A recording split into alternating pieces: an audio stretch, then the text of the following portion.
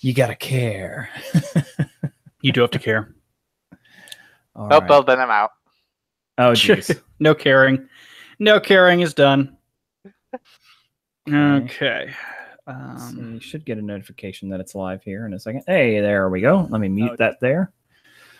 Oh, let's see here. I actually want to hear how we sound. Okay. Oh, wow. Sounds really good. Yep. How do I sound? You sound good. Beautiful. Something wonderful. There is actually a sequel to 2001: A Space Odyssey. All right. 2010. We have some viewers now. All right. Welcome, everybody, to a very special after show plus. Is it plus? Is that what we're calling it, Chris? Sure. Yeah. So it's essentially, this is a great opportunity like we normally do at the after show to hang out, but we invited our Patreon supporter, Adraxis, to join us today. Say hello, Adraxis. And we're going to kind of talk about the episode today, the chapter, and just kind of My Little Pony. Well, not My Little Pony, but Fallout Equestria in general. If you and Chris want to talk about My Little Pony, you can do it. But I can't really, I can't really contribute to that conversation. Okay. Hi, everybody. Hi, Wasson. And why did 666? Our satanic brother. Yes. I really would expect that Smliff would be the satanic brother. Smliff is our shit poster in chief. Yes. That's. I think there needs to be an official title. Salute. Yes. So for those about to troll, we salute you. So we were gonna talk about this. Adraxis, how did you actually get into the story? I discovered it through TV tropes, actually. Really? Yeah, I browse TV tropes a lot. And I just kept seeing references to something called Fallout Equestria. So yeah, I decided to look at it, and because I do enjoy good fan fiction. So yeah, the people who moderate is unfortunately hard to find, but so I read it and thought, damn, this is good. So are you a fan of My Little Pony, or were you a fan of My Little Pony? I'd say I am now. But when I first read it, I wouldn't say I was against it. I had friends that were bronies, but you weren't like dedicated to it. I had never seen it or read anything else about it. I mean, I absorbed a bunch of information about it, so I didn't come into the story knowing nothing. Like I knew enough about the main characters, and then I picked up more as I read it, But yeah, no. That's really interesting. I guess I didn't realize that. That I guess kind of makes you like me in a way. Yeah. Except you're going in with practically nothing. We're not so different, you and I. Thank you, Red Eye. / every single storybook villain. Every single villain. A Valen. Valen. Is that a valorous? You villain? have drive. I have drive. You have purpose in the story. I have purpose in the story. We're exactly the same. Oh, goodness. Well, that's interesting. So you've mentioned TV tropes before. I feel like TV tropes. That was there's one of the guys who I guess moderates it or keeps up with documentation. It was a huge fan of it, so he included it into TV tropes. TV tropes does have a few fanfic entries, but obviously not all of them, because that would be nigh impossible to maintain. They do actually have a rather large fanfic recommendation section. Yeah. That's cool. Yeah, but it's not nearly what all exists, obviously. See, my exposure to fanfics back in the day was almost exclusively DeviantArt. Harry Potter stuff, yeah. Yeah. Well, it was just a ton of it. And it seemed like I had a lot of friends. I actually have to admit, I went to a writer's camp as a kid. Loved it. Love writing. And of course, everybody there has their own fanfic of some kind. So I read a lot of really bad fan fictions. Greetings, Shinigami Eros. I totally butchered that name. Is that close Shinigami. Shinigami Eros? Yeah. I'm going to go with that. It's probably going to be completely wrong. Shinigami Eros. God, I just sounded like the worst Eros. Southerner. Well, Gadzooks, Onigashimashita, y'all. Okay. That's enough of that. That's enough? That's enough. Okay. Why are you picking on me? I'm not picking on you. Okay. I'm trying to be smooth. Oh, you're Anyway. you're NPRing me right now. Yeah. So,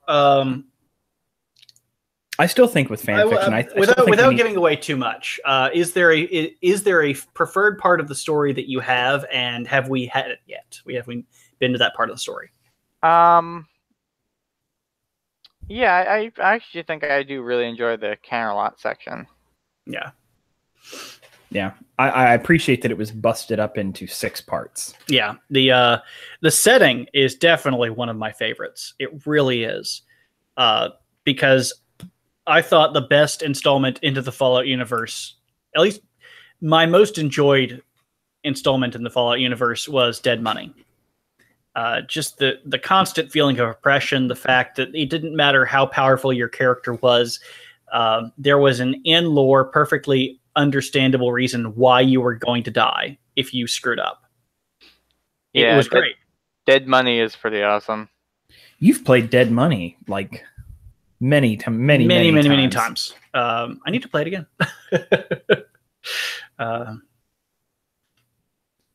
All right. Shinigami Eros says, it's okay. I got called Shining Gaming Armor once. It's like compost from... You know what? I can sympathize because my gamer handle is Alpha Caiaphas and nobody knows how to pronounce it. Alpacas. Yeah. Oh my God. Yeah. Alpha guy, whatever. Yeah. I got that one all the time. Yours is pretty easy. Yeah. Yeah. That's a nice one that rolls up. Well, it's easy because it's, common name, common word. Yeah. But Cop Out became Compost. So be Weird. It. Yeah. Well, yeah, that's because people will always make fun of your names. Yeah, the Canterlot section is fantastic. We were just talking about it. Robert, you said yours was the Mr. Topaz fight. Yeah, well, I was thinking of parts of the story that stood out to me particularly as exciting, as interesting. It's the end of the first book. I believe so. Yes. Yeah. So there's a lot of action that builds up to it. We're learning more about the characters, but it's really exciting. Mm-hmm. And we're seeing a creature that we've never seen before. Yep. A giant snarling orange dragon that's threatening to eat you and literally lives in a vault full of memory orbs and gems. Yes. My favorite part of the story is the end. Oh, geez. Which I know is not only a cop-out, but seems so cliche. No, the worst one would be, well, my favorite part of the story is the entire story. Oh, God. Well, it also sounds like, oh, yeah, I just love when it's over and done with. But no, it's actually the series of events at the end and everything involved that is absolutely wonderful, I think. I think K-Cat really, that was the best part of the story for me. Great. Way to tease me. Well, at least I'm not saying, oh, yeah, it's shit. I mean, everything's going to be good up until the end. I have to say, when we began the show 39 episodes ago, at first, listening to the chapters was a little bit of a chore. There was a lot of cringy puns. There was a lot of, I don't understand anything. All these, like the first couple chapters are full of My Little Pony references. Yeah. That I just didn't get. Oatmeal, are you crazy? Yeah, God. Anyways, but we're at the point now in the story where, like, I want you and I to record episodes so I can then listen to the next chapter because I have to finish this thing. Yeah. I want to know where we're going with it. I've been infected by it. So you're saying you actually authentically enjoy the story? I authentically enjoy the story. There you go. I think it's well written. Like anything I enjoy, I will point out flaws, but I don't think K-Cat even approaches this with the idea that it's not, that there aren't flaws. Oh no, she knows. She knows there are flaws. She's written. But I also appreciate that she basically says, it's done. I wrote it. No edits, no cuts, no capes. And I can kind of respect that. It's like, listen, we could go back and try and edit it ad infinitum, but it's done. Rewrites are a difficult thing to do. Because I know one of the sidefic authors, he is doing a rewrite of his because he finished it. He actually created a sidefic, finished the whole thing, and then is in the process of doing a rewrite. And which one? Outlaw. I haven't read that one. Yeah. I haven't actually finished any of the side fics. The one I've gotten closest to is Pink Eyes. Yeah, Pink Eyes is good. I think, did you tell me Pink Eyes is shorter? It is much shorter. Yes, I have the physical book of that as well. It's actually quite nice. It's very short.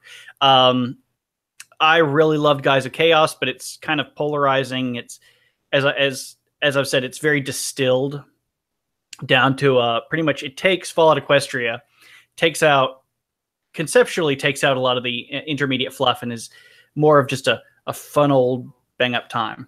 Yeah, with the concepts. Yeah, the problem with rewrite, Shinigami Arrow says the problem with rewrites is that you change over time, and you gain the desire to change the story as long. Yeah. But yeah, I mean, let me ask you this: has anybody ever opened a journal from high school or anything you wrote in high school? You implying you didn't burn it? I did burn a lot of those. Yes. I do not want those records. So I will ask you something, Drakus. If K-Cat was to announce a sequel, would you be excited? And if so, how much? Yes, and probably quite a bit.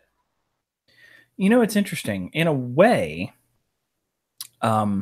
it's almost more pure that there's only one story. Kind of like Harper Lee with To Kill a Mockingbird. Yeah. I realized posthumously they released her story she never intended to be released. Harper Lee, that is. Yeah. And ruined that. But it was kind of beautiful and poetic that she had one story to tell, and she told it, and it was a great story. Wasn't the oh goodness, what's the name of the woman who wrote Frankenstein? Mary Shelley? Yeah, didn't she have only that one story? May have been. I think Frankenstein. I think they wrote it like she came up with the idea of the story at a house party.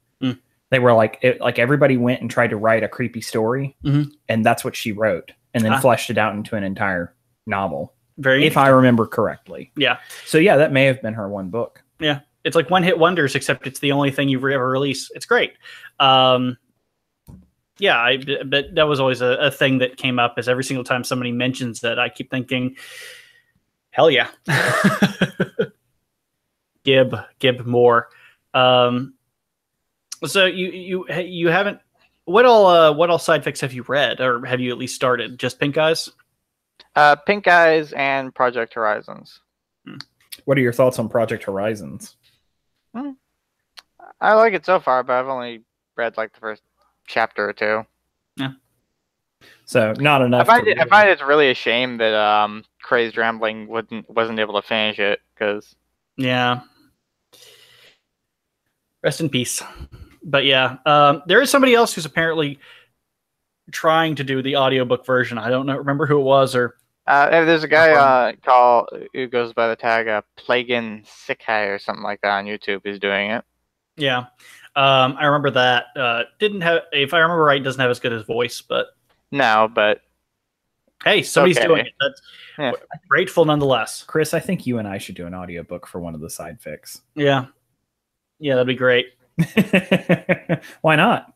I mean, people loved our dramatic reading of the creepypastas, right? No one loved. Everyone hated. I guess it was more because of the creepypastas. Everybody hated Cupcakes, because Cupcakes was. In retrospect, there's a lot that came out of the fandom all at once between seasons 1 and 2 and up to season 3. There was a shit ton of work that came out of the fandoms: music, stories, animations. And at the time, everyone gobbled all of it up and said it was amazing. And then kind of years later, you look back and you realize a lot of it was just trash. There was some stuff that was really good, but a lot of it was absolute just trash, because you look at where the people who made that and where they are now, and they've gotten a lot better. If anyone today read My Little Dashie, they would feel ashamed, because it reads terribly. But it was horribly popular when it came out. It is amazing what a tacit grasp on the English language so many fan fiction writers seem to have. It is interesting. It's not even It's not even like it's not their first language. Many of these people, it is their first language. They're just really shit at it. Well, they get back. It's a kind of a going back and forth. I've got a question, Adraxis. If you were going to write a fan fiction about something you really loved yourself, what would it be? That's a really good question. Well, while you're thinking about it, I'll tell mine, and it'll actually be interesting.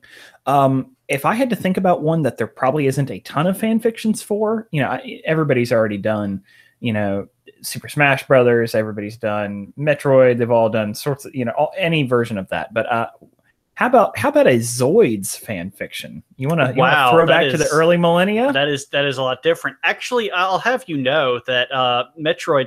I can only think of one really popular Metroid fan fiction. Maybe you've heard of it, Metroid: The Other M. Mm-hmm. Yeah, that turned into a whole video game. Because shit, I ain't accepting that garbage as canon. Yeah, that game was a piece of shit. Hi, we're going to turn our strong silent protagonist into a whiny, whingy, just pathetic, maternal problems, just awful individual who has no motivation. They ruined a great feminist character. They really did. I mean, she was a strong female character. Let's face it, though, in the Metroid series, the only canon is strapped to her arm. Well, I mean, technically, I think they violate canon in that story. That's what I mean. Is the timeline storyline of Samus Aran is like 1 billion times more complicated than the Legend of Zelda series. And trust me, I know Legend of Zelda is complicated with the multiple timelines. Yeah, because really, I thought it was actually a lot simpler. I mean, it depends on where you want to go with it. I think it depends on what you want to include, because basically she was on a station as a child. Station got attacked by space pirates. Space pirates killed nearly everyone. She was rescued by the Chozo, got the Chozo technology, and then you can and then sometimes the Chozos are villains. Well, that's the thing, is that it's their machinations, because the Chozos don't exist anymore in any relation. It's their machinations that are villains. But on top of that, Metroid: The Other M introduced the idea that she was in the military at some point, which makes no sense in the timeline whatsoever. The Other M was made by the guy who made Ninja Gaiden, and Nintendo heads like the game. Yeah, of course. That explains the guy in charge of Other M, though, was one of the guys behind the original Metroid. Yeah, he basically pulled a George Lucas. Yeah, and the thing is if you listen, you see, Christopher, Jar Jar is the key to all of this. Yeah, I know. Even if they had followed through with the Jar Jar is actually Darth Plagueis, that storyline still would have been stupid, because George Lucas is at the helm. No, it would have been amazing. It would have been stupid. It would have finally made sense, because he would have dropped the stupid sing-songy accent, and he would have gotten real serious real quick. Of course. Then it would have been meaningful, because no, he would have kept the sing-songy accent. He would have been like the judge from Who Framed Roger Rabbit. Jar Jar is presented as the clown, but in fact, he's supposed to be the drunken master. Yeah. Know your kung fu. Okay, so yeah, no, the thing about The Other M is that the voice acting was so terrible. Also made DOA Beach Volleyball. Yes, that was the same. The studio made DOA Beach Volleyball. I love that DOA Beach Volleyball. The reward is even skimpier outfits. They were known as the breast physics guys. Okay, I gotcha. Yeah. Okay. Okay. Last place. Now, says, in fairness, in the original Metroid, if you I can't remember how when you beat the game, but Samus would take off the suit. I think it was a time. I think if you beat it within a certain time limit, Samus would either be in the suit, take off the helmet, be in a dress, or just be in a bikini. Right.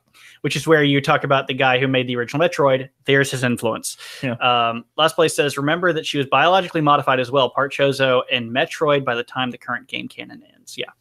But yeah, that's what they did. And the fact you heard it here first, Samus Aran, GMO.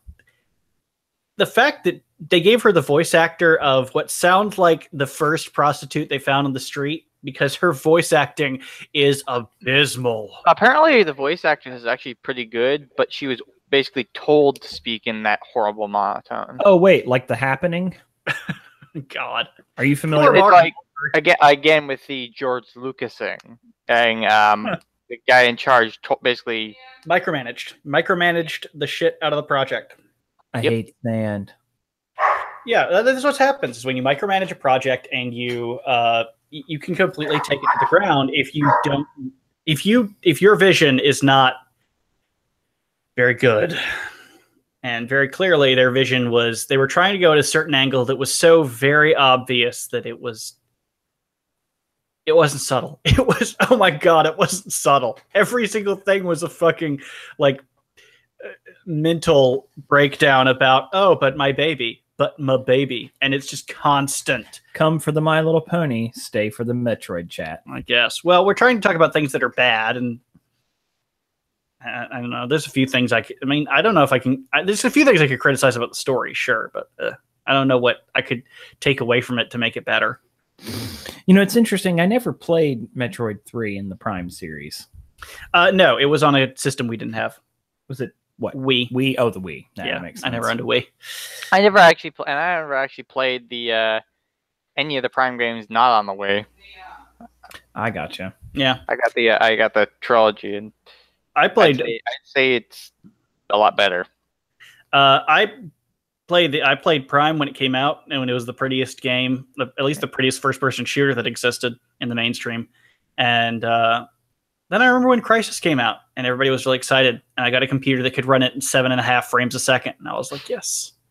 I'm enjoying this, even though I can't shoot a damn thing. And it's like, it looks like a fucking slideshow that you control. But it prompted you to upgrade your system so that you could run it at max spec. Yes. I mean, by Crisis 2, you had an obelisk that could just run anything. Yeah. And now I can run it. Yeah. Now you can Of run course, everything. you know, downloading it through Steam, getting Crisis 1 on Steam is a pain in the ass because it ships with the wrong binary through Steam. Really? You actually have to go online and steal the correct binary to use with Steam. That's ridiculous. Yeah. That is absolutely ridiculous. It really is. I've said it before. I think Microsoft is missing out on a huge market by not taking their Halo games to the PC. Well, because they recognize that by prioritizing their platform as consoles, they were making more money. Now they have switched gears, and they are moving a lot more console games to the PC by cross licensing somehow. Especially because the console as a platform is so dissimilar from. Well, yeah, Halo is dead. Halo died. No. Well, and I don't care about 4 or 5, but there's part of me that would like to go back and play 3 that I enjoyed. Yeah, I mean, you and I bought Crackdown. That HDR. We bought Crackdown so we could play the Halo 3 beta. Yeah, the multiplayer beta. Now, in fairness, Crackdown was an amazing game, so that was a plus. Which one did you enjoy more? I'm going to go with Crackdown. I enjoyed Crackdown more, honestly. The problem with Halo 4 was that because Halo actually has a fairly has a lot of out of game story. Yeah.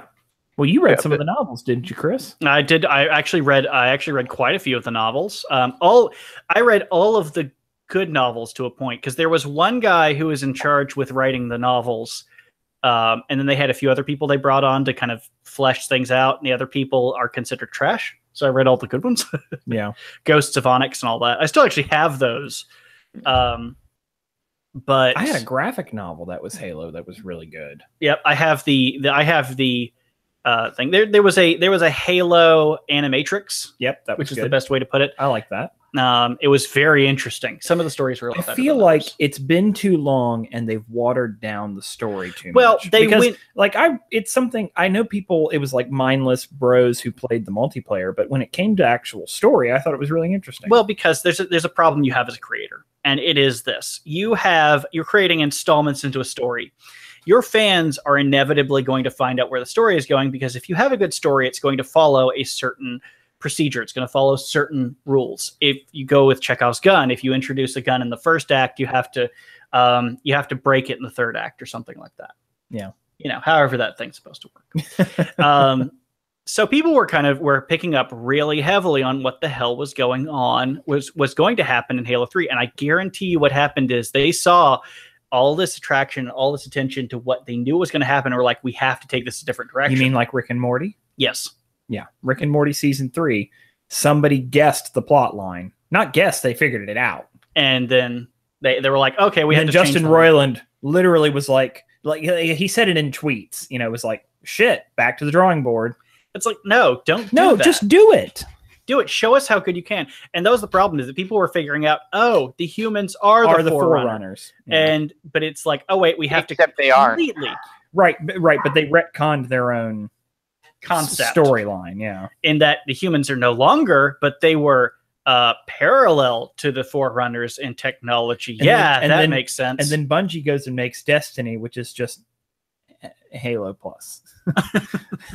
Speaking of Halo, of shows with a plus at the end. Oh God.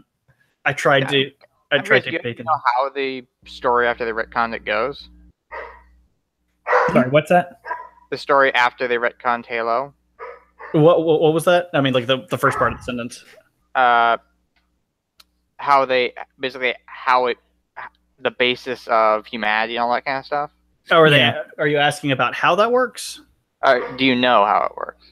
I know, because I went and actually tried to figure out where the story had gone. You know, yeah, what it ended up being was that the Forerunners were their own race. The Forerunners were their own race, and I think what it was that the Flood was found and attacked humanity, which in turn started killing the Forerunners.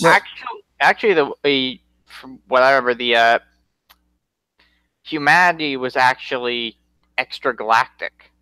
Mm. And they were basically chased by the Flood.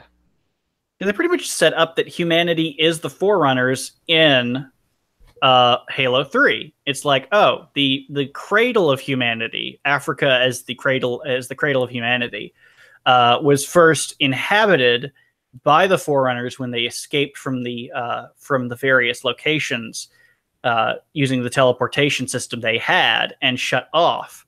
And so there was kind of like one person left who acted as Eve, and you kind of see the communication that she has with, or she or he, it never actually distinguishes, with their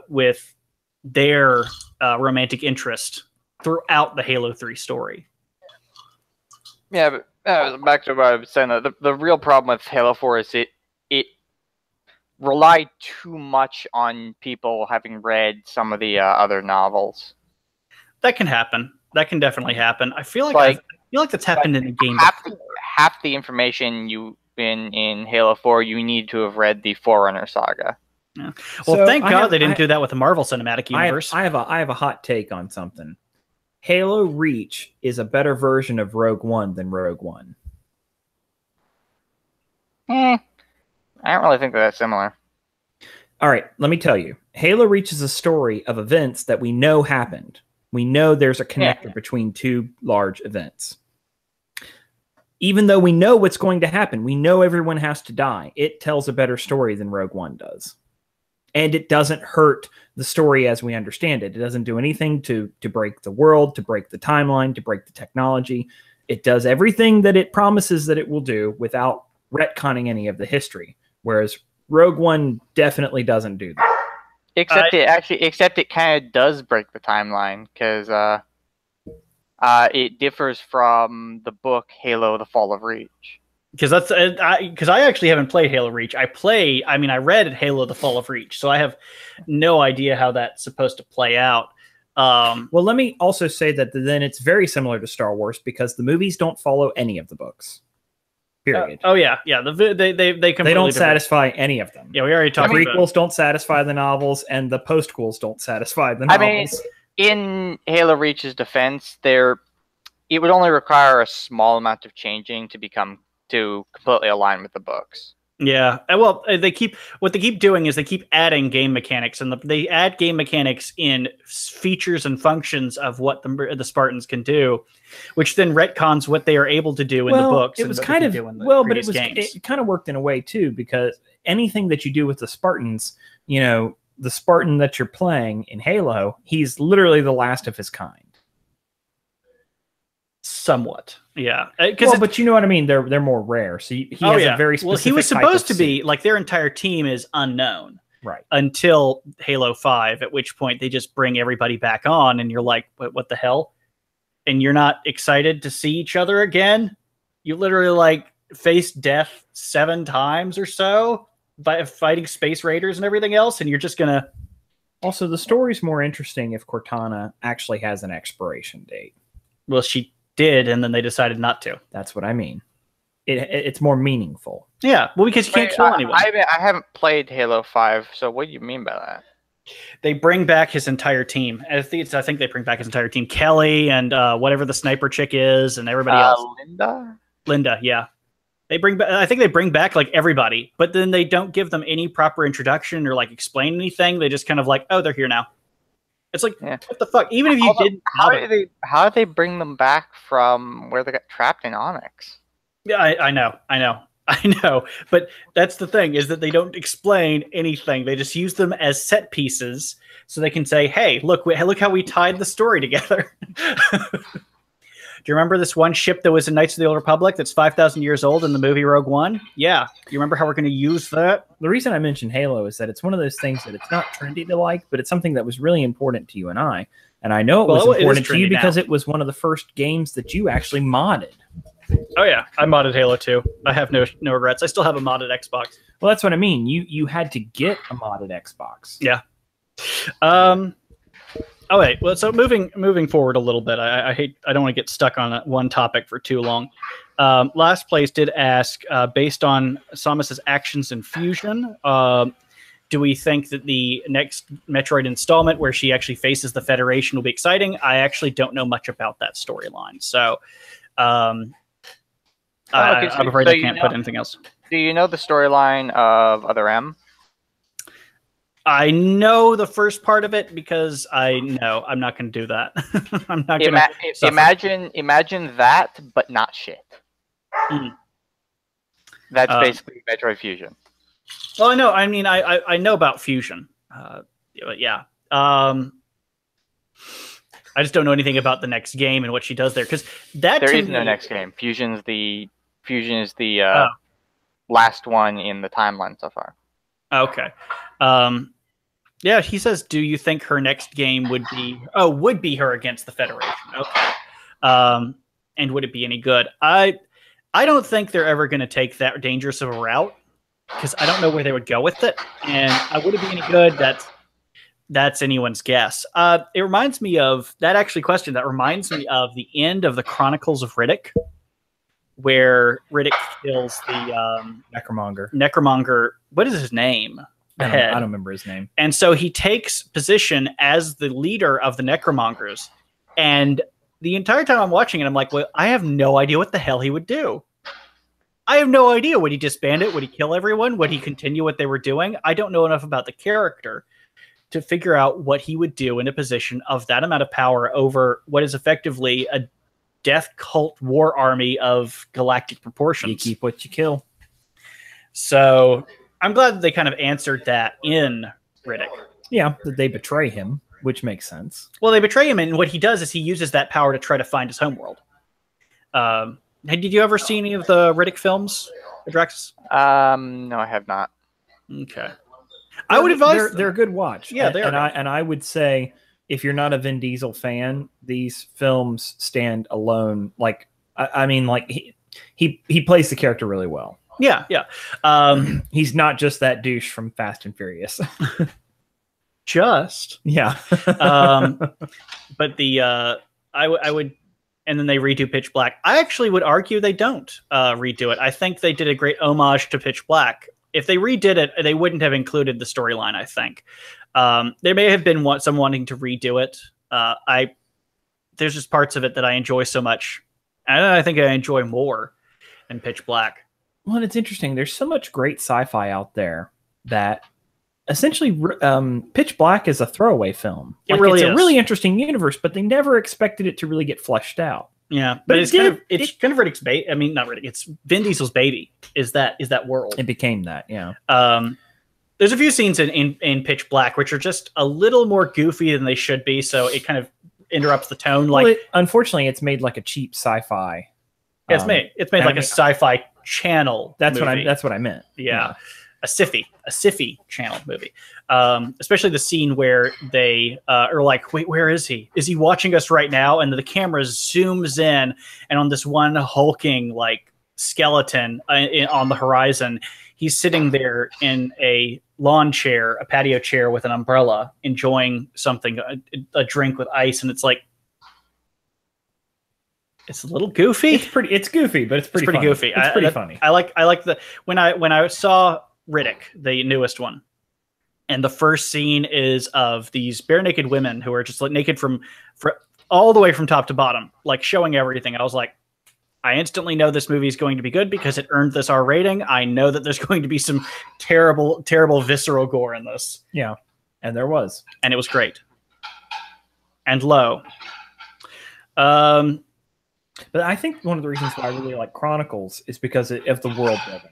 Oh yeah, the Chronicles answered a lot of questions and built into the world a lot of expectations. Yeah. What with New Mecca, establishing that this universe is connected to Earth and our current timeline. Yeah. And then there was the just what's the name of the prison planet? Butcher Bay? No, that was the game. Oh right. I'm thinking of I don't remember the name. Crematoria. Oh yeah. Yeah. The prison planet where everything burns. That's a bad place to be. Yeah. I will say though, say what you want about the prequels. One of the things I liked about the prequels in Star Wars was the world building. Yeah.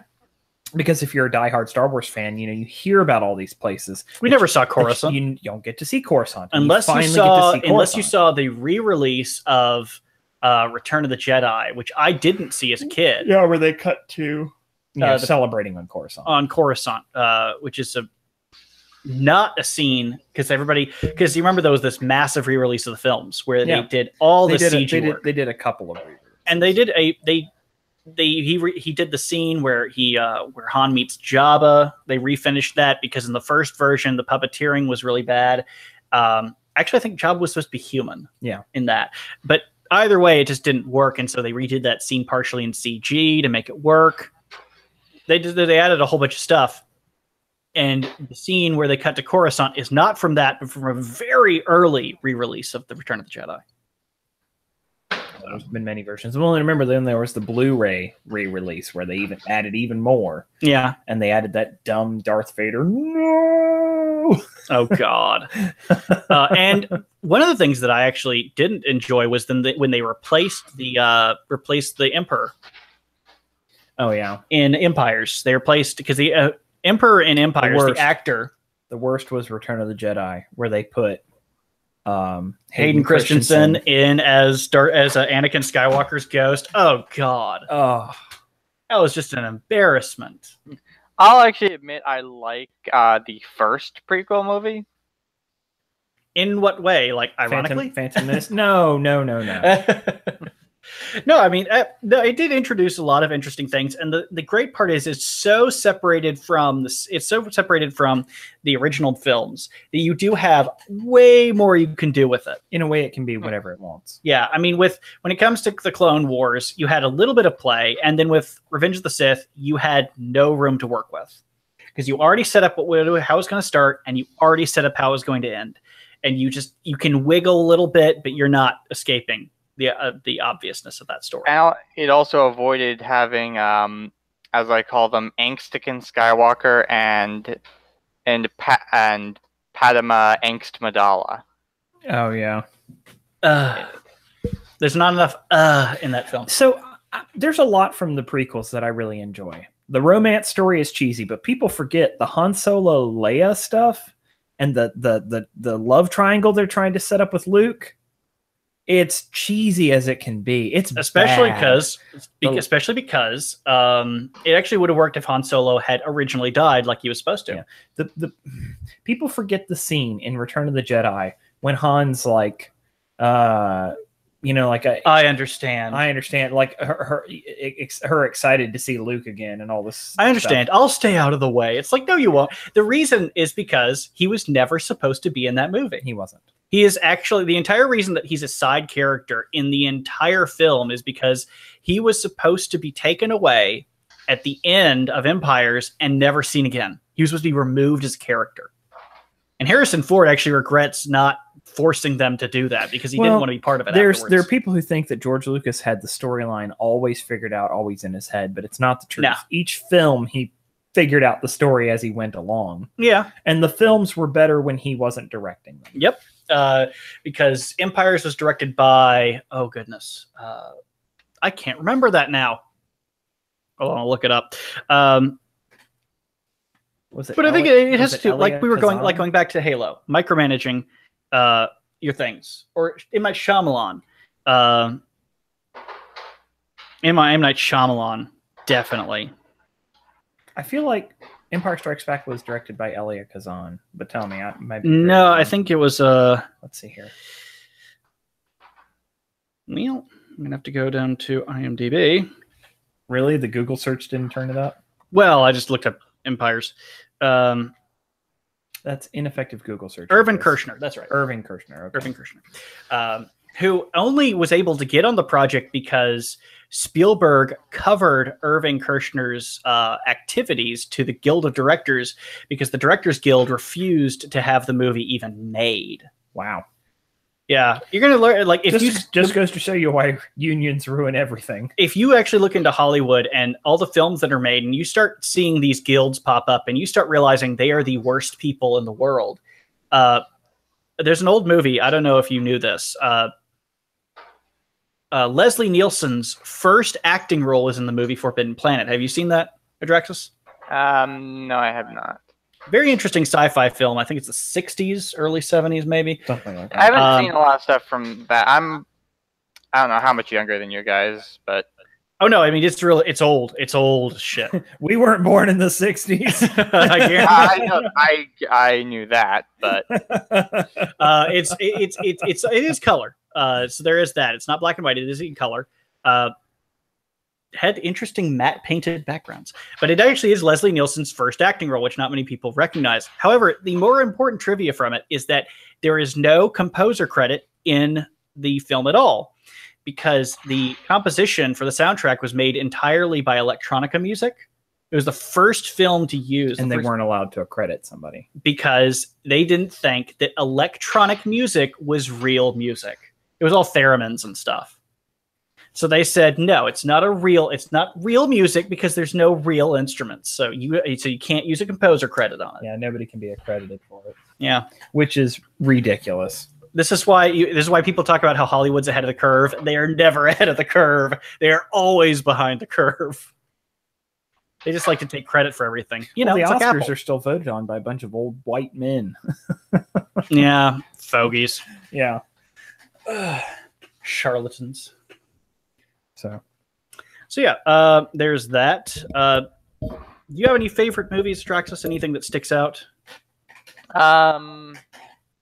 Alien and Aliens. Alien, Aliens, and Alienser. Strong choice. Strong call. 2 aliens and a baby. And Event Horizon. Event Horizon. Yeah, a lot of space stuff there. I've heard Event Horizon is very polarizing. I need to actually see it. I think it's really good. There's apparently a fan cut out there which adds all the missing content that they decided to pull because somebody found Event Horizon is kind of a horror story. It's a suspense story. It actually does remind me quite a bit of Alien. Yeah, effectively, they find a way to go into a slip space to warp. Yeah. Except the slip space is hell.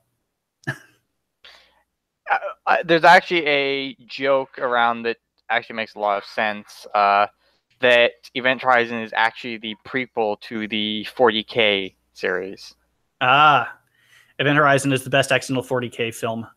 Yeah. So why did 666 already says that? It says that as well. I would say it's also the precursor to Doom, because hell dimension.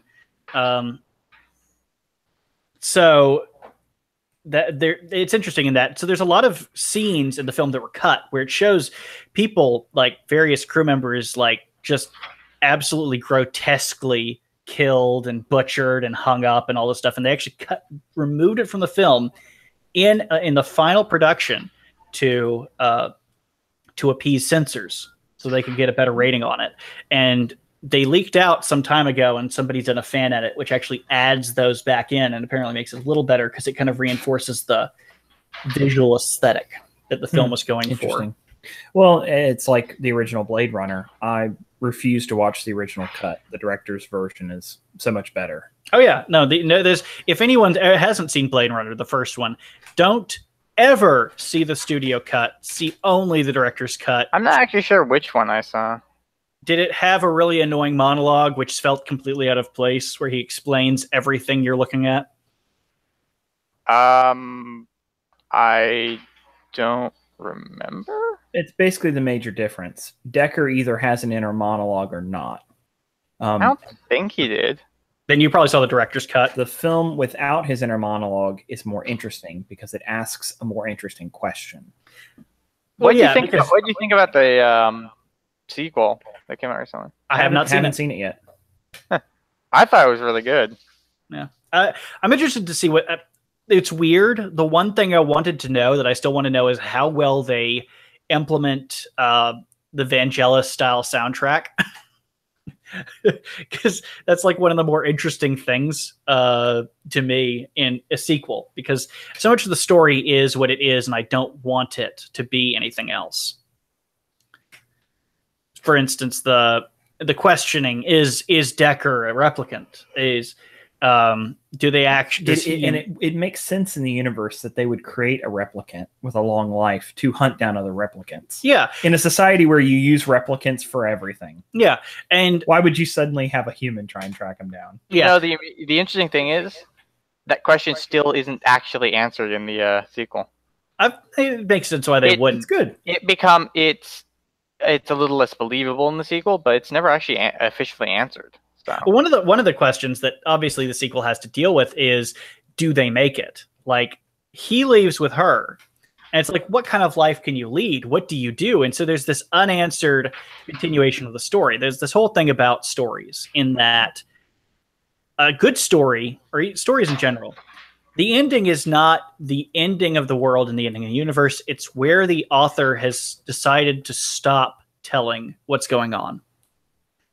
And so you're left with, so leaving the audience with some questions is not always bad. Sometimes it is atrocious with some films and stories, but it's not always bad. It can work really well.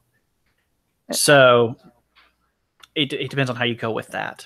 But the thing is, you ask that question, and the sequel obviously has to answer what their relationship was after the fact and what they did. Speaking of movies and sort of sequels, so what's the movie you think got butchered the most from either its previous movie or from a book that it was adapted, or what? Are we including Uwe Boll? I refuse to pronounce his name correctly. Yeah, but none of those are sequels. None of those are sequels. Well, he said adaptation. Adaptation of like a book or something. There's one that's real fresh in the memory. Real fresh. I know, we're not going to go over that again. I'm just going to say Last Jedi, but I mean, it's whatever. Screw my okay. I thought it was still better than the prequel number 2 or 3, but I would strongly again, that's disagree. Mostly just because it wasn't full of angst, more angst. Oh, really? I thought there was plenty of angst in Last Jedi. Jedi. There was still a lot, but for some reason, I just found a less painful angst. I'm going to be honest. I haven't read. I'm sure I've brought this up on here before. I haven't read that many books. Reading books is not really something I do very often. Other than Fallout Equestria. Yeah. I don't actually read that many stories. The reason I like movies more is that there's a composition and a timing to a film which you do not have to stick with in a written story. Written stories have a lot more freedom in certain respects, and so you aren't restricted in the same ways. And I like seeing how people play with those restrictions in films. That's what I like about films. So that's the reason I do that. I will say, interestingly, one of the worst adaptations was Silent Hill 2, the movie. I can't remember what it's called, like something really edgy. That was a terrible adaptation, especially because the first one, I will actually consider is probably the best adaptation of a video game to a movie. The first Silent Hill movie. It was great. It introduced all of the concepts. It did so in a very interesting way. The child actor was miserable, but you're going to have a hard time finding a movie where a child actor is not just awful. I think the only good video game adaptation or movie adaptation of a video game, and it was the Warcraft movie. Thing I haven't seen that. Right? You say that's good? Yeah, I enjoyed it. Admittedly, I'm not a huge Warcraft person. I know the lore and stuff, but I don't care to watch it. I don't ever care to see it. I heard there was a large problem with a character establishment. Is that almost every line of dialogue was character establishment or relationship? I should just say, "Hey, K-Cat." Hi, K-Cat. Hi, K-Cat. Does the Last Jedi just bring up an interesting point? Does the Empire really die when Palpatine dies? Yes, it did. Well, no, it didn't. Yes, it does. No, because Palpatine was cloned. But they hunted. Okay, you want to really get in this? Or are we going to get in this? Because like the storyline, the Empire dies at the hands of the Yuzong Vong. Okay, yes. Okay, yeah, yes, they do. A more interesting race of people that we're never going to see because they're space orcs, and apparently you can't do space. And he died to his He died via the first time he died when he lost control of the force storms he created while he was aboard the Eclipse 1. That was the first clone. And then the second clone yes, died. This is Adraxis. As part of the Patreon thing, we invite Patreon people onto streams, and we do stuff with them. We don't bring Patreon up in the actual Foally of Man. Try to keep the separate, not monetize the whole thing. But we can talk about it here because it's wrong. So yeah. There's a lot to the Star Wars universe in the books. There is a lot there because he not only lost control of the Force storms. He lost control because Leia manipulated the Force storms away from him, if I'm not mistaken. Because, hey, look, there was a time in the Star Wars universe where they tried to hyperspace a ship into another ship, which is really, really freaking hard because you're hitting something that's smaller than a grain of like confectioner's sugar from a football field away by throwing something at it. It's impossibly difficult. They actually managed to crash and they still didn't work. The other thing is the problem with using that as a strategy is then why would you not just create robot piloted suicide ships that could literally jump into anything and destroy anything at all times?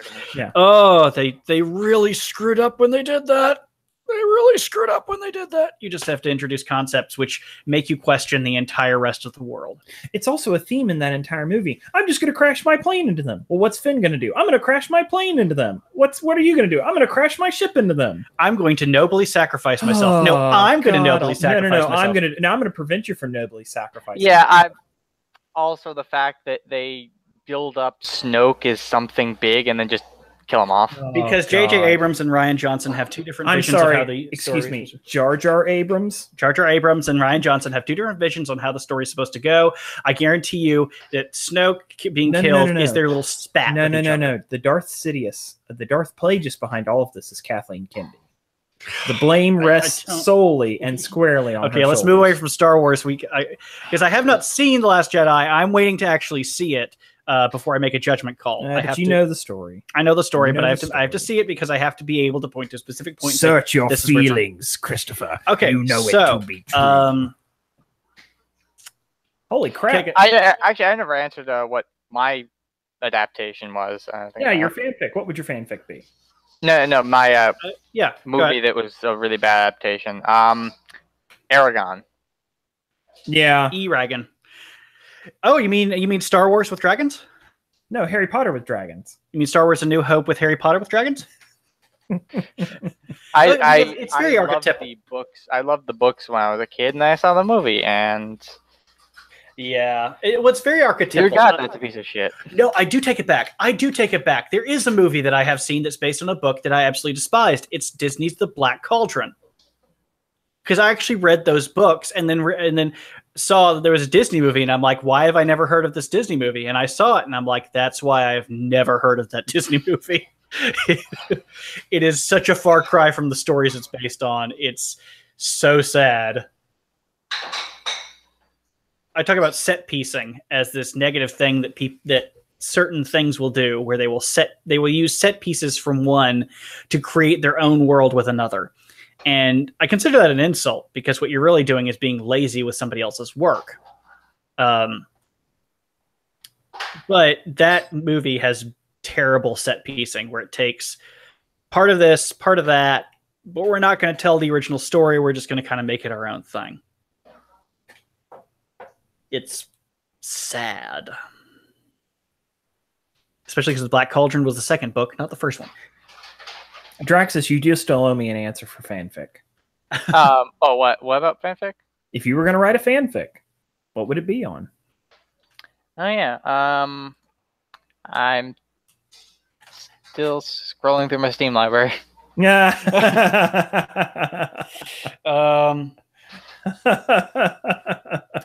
Thank God. Don't say Five Nights at Freddy's. I have way too many games. You can never have too many games until you stop playing them, at which point, yes, you have too many games. I stopped playing every single game I own a long time ago. My Steam library is like, it's an orphanage of children that I've abandoned. I know how you feel. Well, and the thing is, too, like, if you ever buy a Humble Bundle, it's like, here's 8 games for $2, and you're like, well, I guess I'll spend the $2, and it's like games you never. Or during one of the many Steam sales, you buy like the entirety of a game series. Yeah. Like, no, the best one is the developer sale, when you can buy all of a developer for like, oh my God. You can buy like 36 to 40 games for like $17, and I'm like, yes. Well, remember, go ahead, Adraxis. Yeah, I bought like, I think the biggest one I bought was the entire Dawn of War collection. Holy crap. They're gonna be there for a while.